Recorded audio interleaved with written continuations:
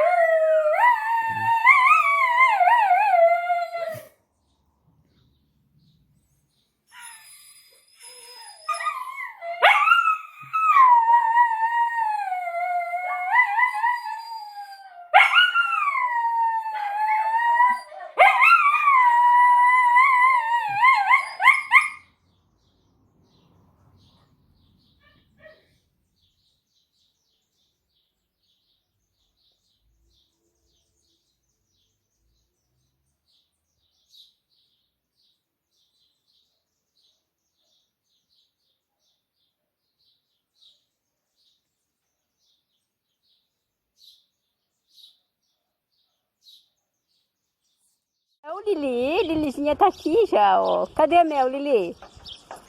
Lili, onde tá a Mel? A Mel chegou! A Mel chegou! Mel! Ó, abre pra mim. Mel, aqui, Mel! Que choradeira foi aquela, Mel? Você não vai pular o portão.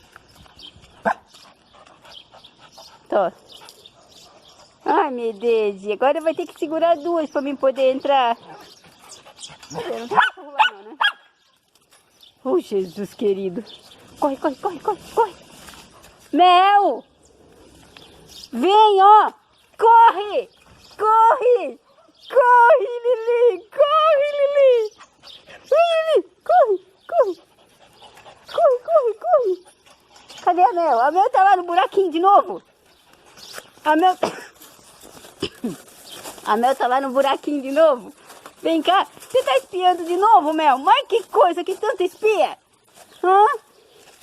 Que tanto espia, Mel?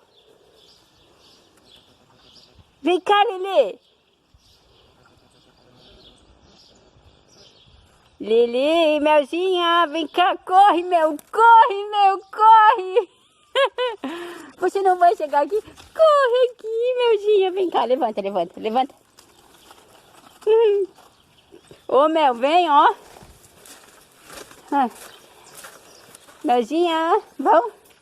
Vem cá, vem cá, vem cá. Vem cá, senta, senta, senta, senta. Senta, Mel, senta, senta. Dá a mãozinha, senta, filma, Zé. Tá. Senta, senta, dá a mãozinha pra mim. Senta, Mel, vai, senta, anda, senta. Senta, Mel. Você não quer, Melzinha, sentar? Senta, senta. Dá a mãozinha pra mim, gostosa. Dá a mãozinha, dá a mãozinha. Ai, mãozinha gostosa, meu Deus.